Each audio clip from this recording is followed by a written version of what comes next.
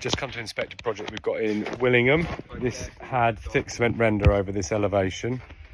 We've got a mixture of things going on here. You've got clay lump, you've got fiberglass insulation, long insulation to be using. You can see internally you've got cement which they've actually applied to inside the frame, which is completely covering up the inside, so it means that there's a lot of moisture trapped. You can look down here, you've got this sole plate, it's just literally just falling to bits.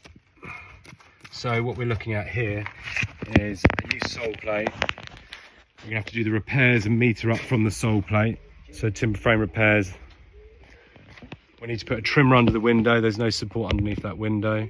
And then we will need to fill any cavity with a sheep's wool insulation, and then apply a thermalime, fibre lime, or a fibre lime over that elevation, which will help the elevation breathe. So next steps will be for the project in Willingham will be to work out a specification and then advise conservation about the way that we would propose moving forwards. There are many different types of lime render that we can use on that elevation, but you have to be careful because you want a haired chalk or a fibre chalk on a timber frame. Timber frame is likely to move.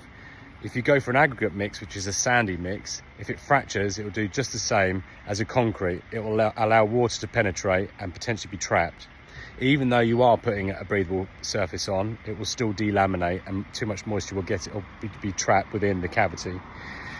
So after we put a specification together and then sent an email over to conservation, we will liaise with each other as to the best way to move forwards.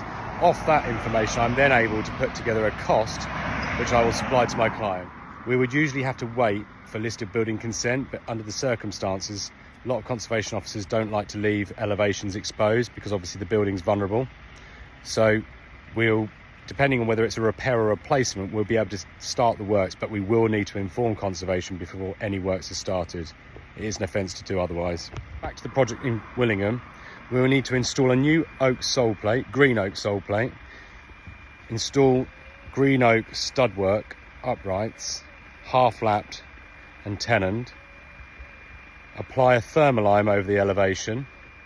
There is the option to put an insulation of some sort in there, so I'm proposing using probably a 50mm sheep's wool. There is the option of also putting a corkboard over the top of the elevation, which will maximise U value and eliminate cold bridging just on that elevation. But some conservation officers in some areas are not happy with using that product. Even though a corkboard is sustainable, it's also breathable and it carries a U value element to it as well.